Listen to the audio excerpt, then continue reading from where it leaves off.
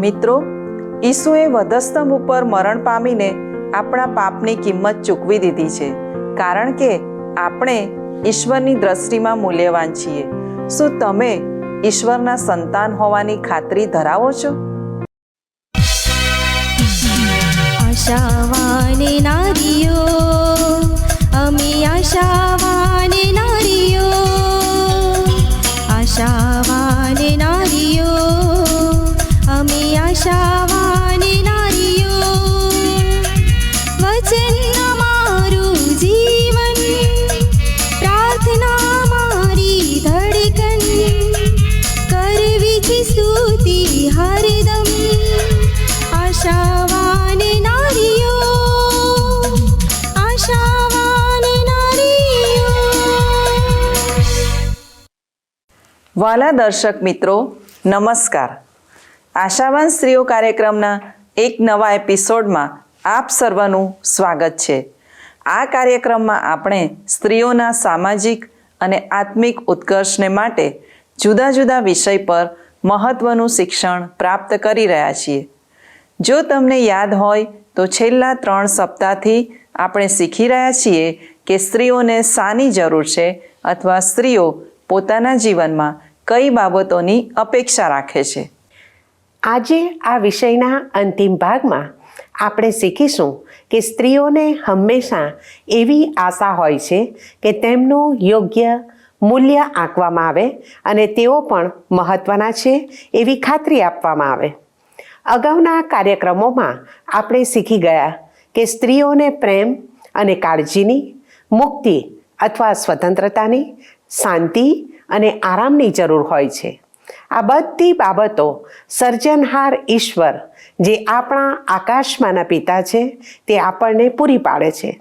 જો આપણે ઈશ્વરની પાસે જઈએ તો આ બધી બાબતો તે આપણને ભરપૂર પ્રમાણમાં આપે છે.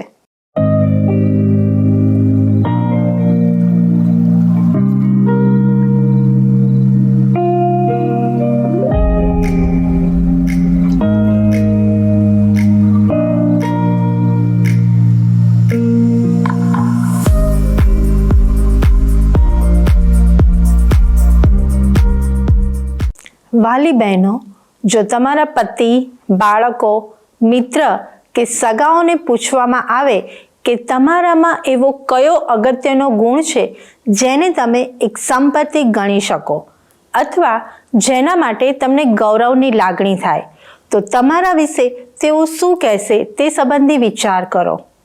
શું આવી એક બાબત તમારી પાસે છે જેને લીધે કોઈ તમારા વખાણ કરે અથવા તે વિશે વાત કરે? મારી બહેનો, આ પણ દરેકના માટે એક ગંભીર પ્રશ્ન છે. દરેક વ્યક્તિ એવી ઈચ્છા રાખે છે કે તેનામાં રહેલી સારી બાબતોને લોકો ધ્યાનમાં લે. આપણે એવું ઈચ્છીએ છીએ કે બીજા લોકો આપણા વખાણ કરે અથવા આપણું યોગ્ય રીતે મૂલ્ય આંકે અને આપણે તેમના માટે મહત્ત્વના છીએ તેવી કોઈક રીતે ખાતરી કરાવે. આપણે જે બાબતો માટે પરિશ્રમ કરીએ છીએ તેની કોઈ અવગણના કરે એવું આપણને ગમતું નથી. આપણે હંમેશા એવી ઝંખના રાખીએ છીએ કે અન્ય લોકો આપણને જાણે અને આપણી યોગ્યતા અનુસાર આપણને મહત્ત્વ પણ આપે. તેમાં કશું ખોટું પણ નથી.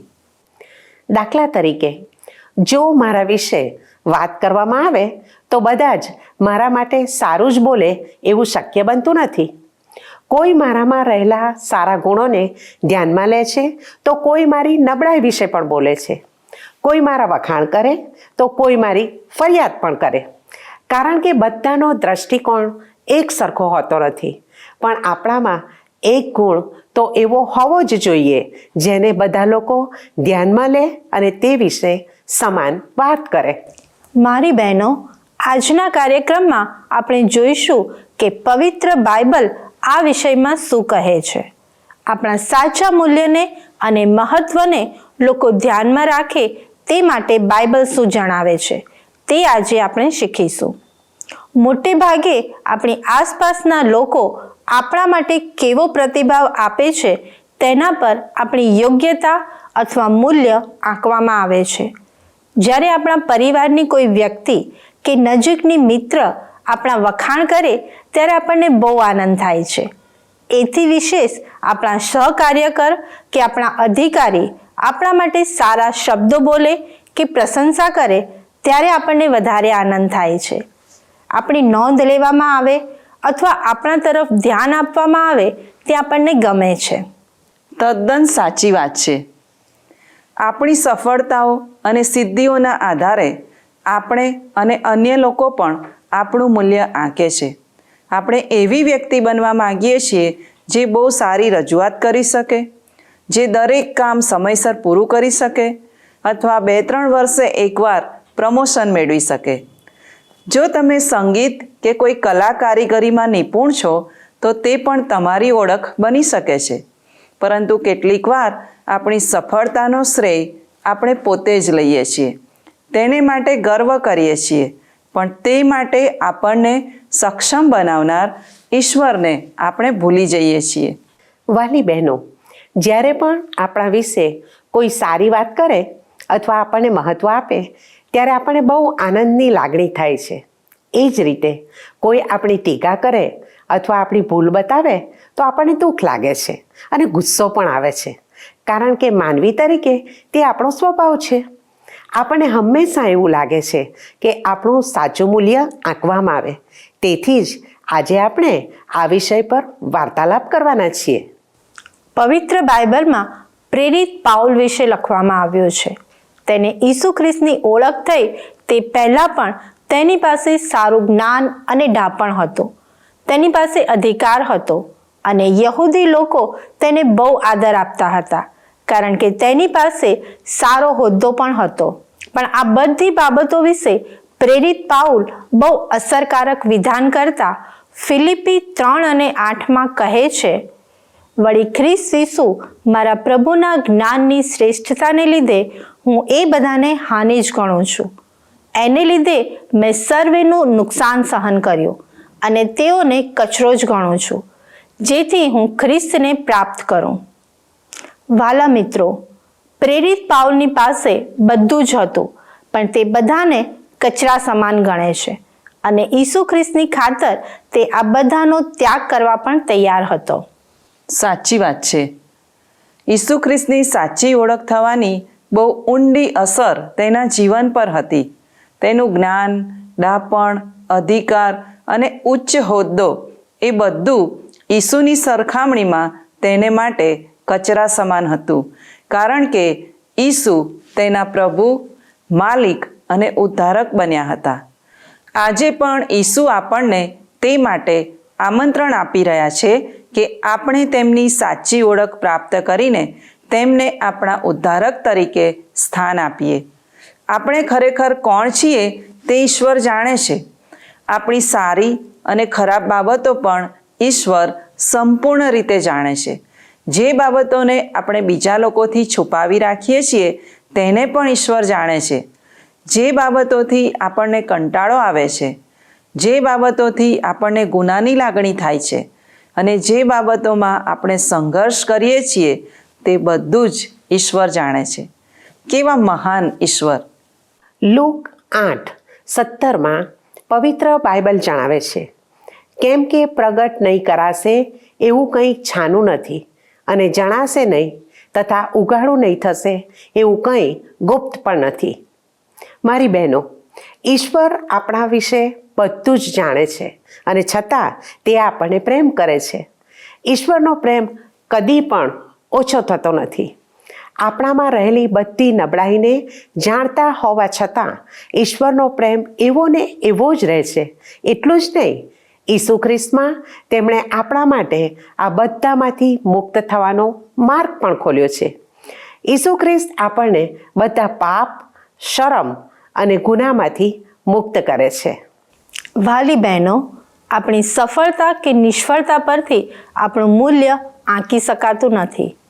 1 કોરિન્થી 15:9 ફરી એક વખત પ્રેરિત પાઉલ જણાવે છે, કેમ કે પ્રેરિતોમાં હું સર્વેથી નાનો છું અને પ્રેરિત ગણાવાને પણ યોગ્ય નથી, કારણ કે મેં દેવની મંડળીની સતાવણી કરી.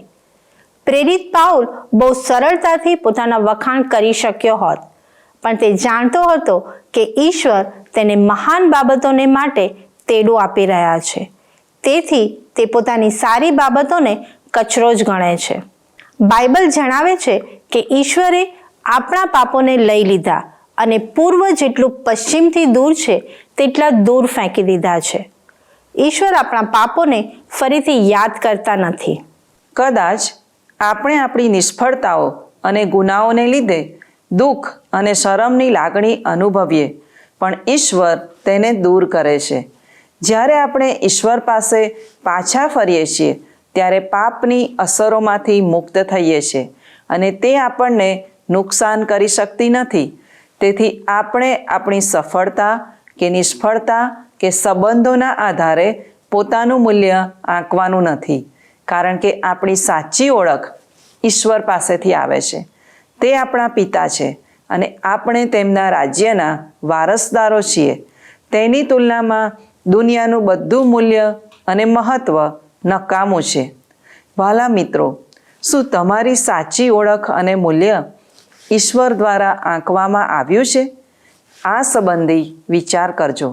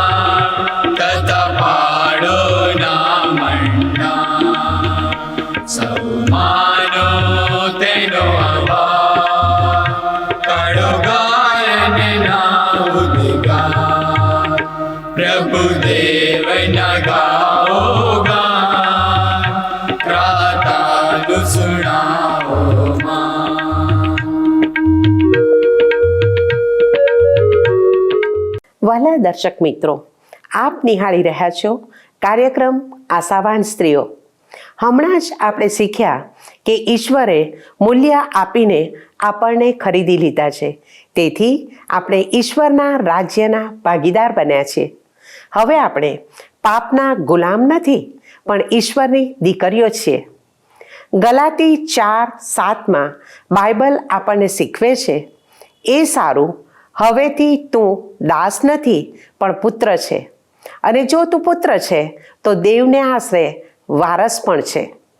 આ જ વચનની ખાતરી આપતા એફએસી 2:19 બાઇબલ જણાવે છે, માટે તમે હવે પારકા તથા વિદેશી નથી, પણ પવિત્રોની સાથેના એક નગરના રહેવાસી તથા દેવના કુટુંબના માણસો છો. 1 પિત્તર 2:9 લખ્યું છે, પણ તમે તો પસંદ કરેલી જાતિ, રાજમાન્ય યાજક વર્ગ, પવિત્ર પ્રજા તથા પ્રભુના ખાસ લોક છો, કે જેથી જેણે અંધકારમાંથી પોતાના આશ્ચર્યકારક પ્રકાશમાં આવવાનું આમંત્રણ આપ્યું છે, તેના સદ્ગુણો તમે પ્રગટ કરો.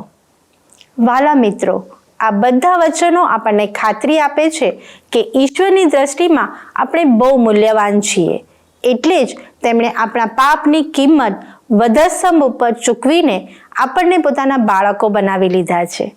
ઈશ્વર આપણને યોગ્યતા આપે છે અને આપણું સાચું મૂલ્ય પણ આંકે છે. તે કેટલી અદ્ભુત બાબત છે. વાલી બહેનો, આપણે તો ઈશ્વરના ખાસ લોક અને પસંદ કરેલા લોકો છીએ. જે કોઈ વ્યક્તિ ઈસુ પર વિશ્વાસ મૂકે છે તેઓને જગતના મંડાણ અગાઉ ઈશ્વરે પસંદ કરીને પોતાના બનાવી લીધા છે. ઈશ્વરની દ્રષ્ટિમાં આપણી આ વિશિષ્ટ ઓળખ બની છે. આપણે ઈશ્વરની નજરમાં ખાસ છીએ, તે જ આપણું સાચું મૂલ્ય છે. પણ મનુષ્ય હોવાને લીધે કેટલીક વાર આપણી આ ઓળખને જાળવી રાખવી આપણા માટે મુશ્કેલ બની જાય છે. આપણે એવું માની લઈએ છીએ કે ઈશ્વરના બાળકો તરીકે જીવન જીવવા માટે આપણે લાયક નથી. જો આપણે ઈશ્વર પર ભરોસો રાખીને જીવન જીવીએ તો ઈશ્વર આપણને તે સમજવા મદદ કરે છે.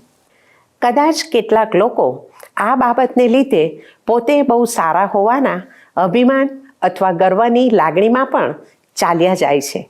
પણ આપણે હંમેશા એ યાદ રાખવું જોઈએ કે ઈશ્વર આપણને તેમના બાળક બનવા માટે પસંદ કરે એવી કોઈ લાયકાત આપણામાં નથી.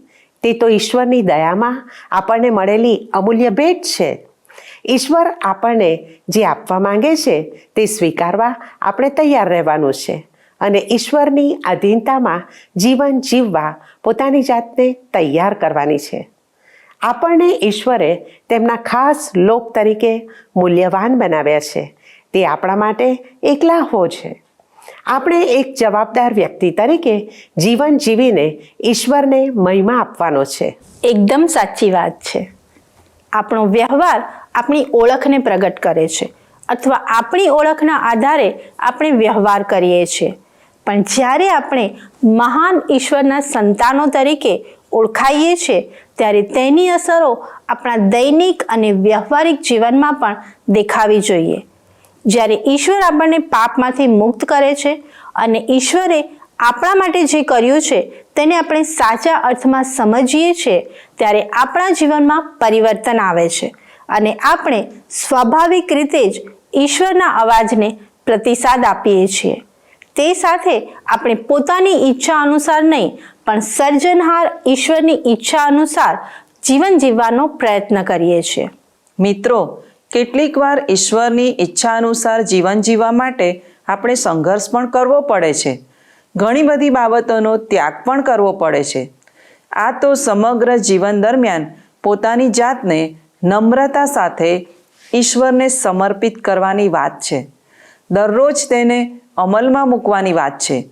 ઈશ્વરની દોરવણી માગીને તેમાં આગળ વધવાની વાત છે. ઈશ્વરે આપણી પોતાની તાકાતથી તે કરવાનું કહ્યું નથી, પણ આપણને સહાય કરવા માટે ઈશ્વરે પવિત્ર આત્માની ભેટ આપણને આપી છે. પવિત્ર આત્મા દરરોજ આપણા વિચારો અને કાર્યોમાં દોરવણી આપે છે. આ માટે ઈસુ ખ્રિસ્ત આપણા માટે ઉત્તમ નમૂનો છે.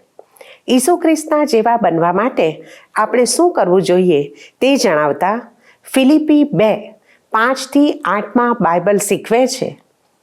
ખ્રિસ્ત ઈસુનું મન જેવું હતું તેવું તમે પણ રાખો. પોતે દેવના રૂપમાં છતાં તેણે દેવ સમાન હોવાનું પકડી રાખવાને ઈચ્છ્યું નહીં, પણ તેણે દાસનું રૂપ ધારણ કરીને એટલે માણસોના રૂપમાં આવીને પોતાને ખાલી કર્યો અને માણસના આકારમાં પ્રગટ થઈને મરણને, વધસ્તંભના મરણને આધીન થઈને પોતાને નમ્ર કર્યો. ઈસુ ખ્રિસ્ત પોતાની નમ્રતાનું ઉદાહરણ આપતા ગુરુ હોવા છતાં પોતાના શિષ્યોના પગ ધુએ છે. યોહાન 13મા અધ્યાયમાં આ વાતનું વર્ણન છે. અહીં ઈસુ પ્રથમ પોતાની ઓળખ ગુરુ અને પ્રભુ તરીકે આપે છે. તેમની પાસે અધિકાર હોવા છતાં તે નમ્ર બનીને પોતાની ઈચ્છાથી પોતાના શિષ્યોના પગ ધુએ છે. તે પછી પોતાના શિષ્યોને અને આપણને પણ તે પ્રમાણે કરવા ઉત્તેજન આપતા કહે છે, મેં પ્રભુએ તથા ગુરુએ જો તમારા પગ ધોયા તો તમારે પણ એકબીજાના પગ ધોવા જોઈએ. એનો અર્થ એવો નથી કે આપણે રીતસર બેસીને એકબીજાના પગ ધોઈએ, પણ આપણે એકબીજાની સેવા કરવા આપણાથી શક્ય હોય તે બધું જ કરવું જોઈએ. જ્યારે આપણે જરૂરિયાતમંદ લોકોની કાળજી લઈએ છીએ ત્યારે અમુક વખત આપણામાં અભિમાન પણ આવી જાય છે કે હું બહુ સારું કામ કરી રહી છું, તેથી બીજા લોકો આપણી પ્રશંસા કરે અથવા વખાણ કરે એવી અપેક્ષા પણ આપણે રાખીએ છીએ. પણ ઈશ્વરે આપણને આવા પ્રકારની સેવા કરવા બોલાવ્યા નથી. આપણને તો પ્રેમથી અને નમ્રતાથી સેવા કરવા માટે તેડવામાં આવ્યા છે. કોઈ પણ પ્રકારના બદલાની આશા રાખ્યા વગર આપણે સેવાના કાર્યો કરવાના છે. મારી બહેનો, આપણે સંપૂર્ણ હૃદયથી બીજા લોકોની સેવા કરવાની છે. બીજાઓને મદદરૂપ બનવા આપણને જે કંઈ કરવાનું કહેવામાં આવે તે ઈસુએ આપેલા નમૂના અનુસાર બહુ નમ્રતા સાથે કરવાનું છે. જગતના ધારાધોરણો પ્રમાણે ચાલવાથી આપણે સફળ થઈ શકતા નથી, પણ ઈશ્વરના મૂલ્યો અનુસાર ચાલીએ તો આપણે સફળ થઈ શકીએ છીએ. જ્યારે ઈશ્વરના મૂલ્યો આપણા જીવનમાં હોય ત્યારે આપણે અનંત જીવનની ખાતરી પણ મેળવી શકીએ છીએ. શું તમે એક સ્ત્રી તરીકે આવી ખાતરી ધરાવો છો? આવો પ્રાર્થના કરીએ.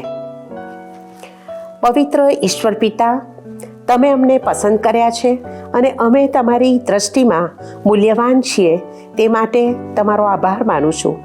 તમે આપેલા મૂલ્યો આધારિત જીવન જીવવા અમને સહાય કરો. અમારા જીવન મારફતે બીજા લોકોને અમે ઈસુની પાસે લાવી શકીએ અને તમારામાં અમારું મૂલ્ય સમજી શકીએ તે માટે અમને મદદ કરો. ઈસુના નામમાં માંગુ છું. આમેન.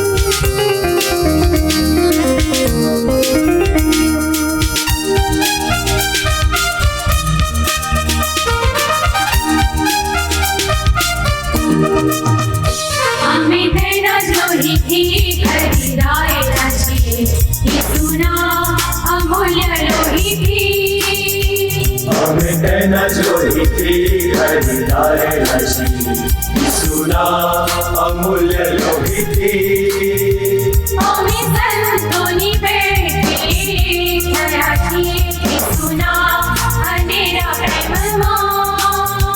અમે સંતોની ભેટી થયા છીએ ઈસુના અનેરા પ્રેમમાં.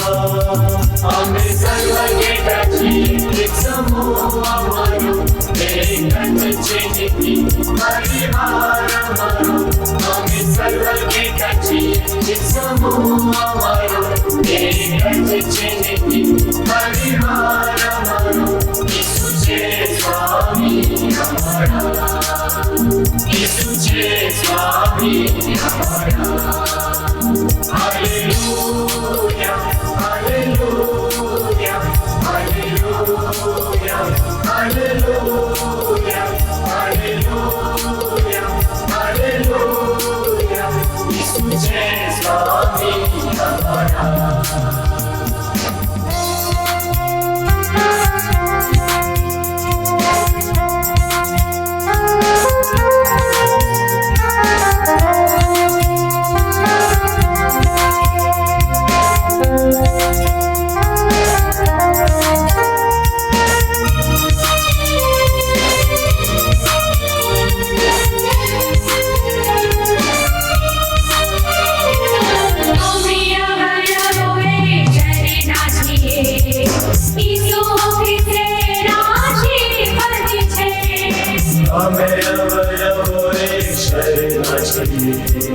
ઈસુ ખ્રિસ્તના આશીર્વાદ છે.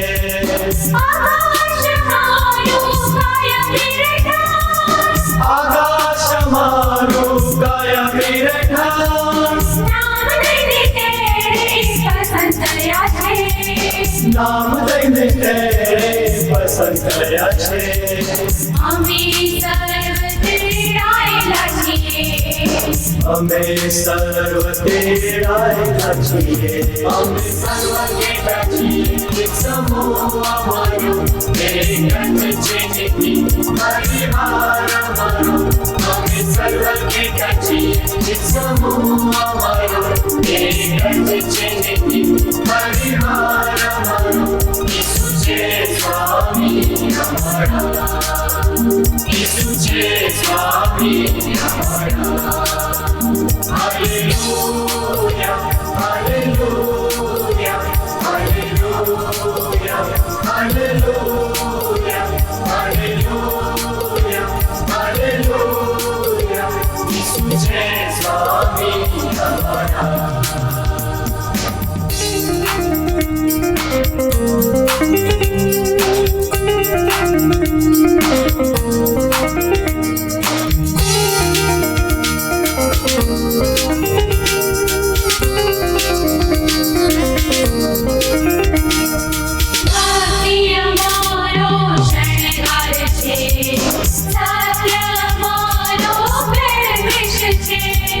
ભક્તિ અમારો શણગાર છે. સત્ય અમારો પહેરવેશ છે.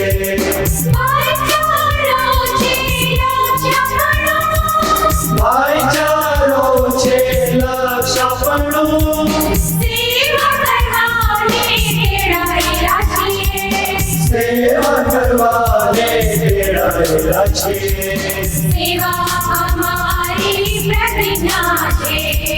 સેવામાં અમારી પ્રતિજ્ઞા છે.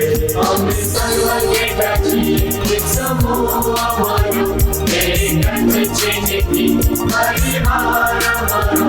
અમે સર્વ તેરા છીએ. એક સમૂહ અમારો, એક જ છે નિધિ પરિવાર અમારો. ઈસુ છે સ્વામી અમારા. ઈસુ છે સ્વામી અમારા. Hallelujah, hallelujah, hallelujah, hallelujah, hallelujah, hallelujah. ઈસુ છે સ્વામી અમારા.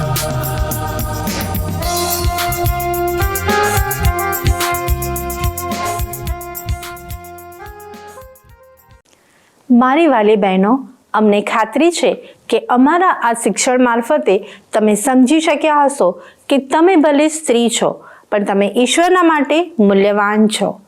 ઈસુએ આપણને મૂલ્ય આપીને ખરીદી લીધા છે. સ્ત્રીઓ તરીકે આપણું મૂલ્ય જાળવવામાં આવે અને આપણને ખાતરી આપવામાં આવે તેની આપણને જરૂર છે. વહાલા દર્શક મિત્રો, અમારો સમય હવે પૂરો થવા આવ્યો છે. આ કાર્યક્રમ વિશે આપના પ્રતિભાવો અમને આ સરનામા ઉપર મોકલી શકો છો.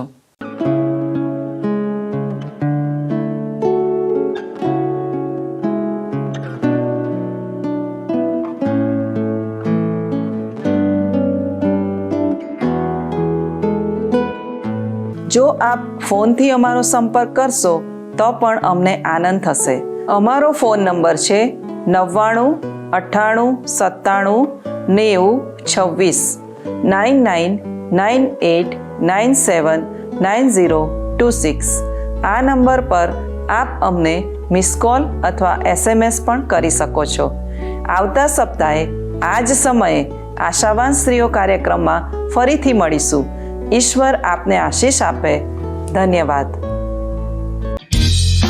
શું તમને આ કાર્યક્રમ ગમ્યો? અત્યારે જ અમને મિસ કોલ કરો.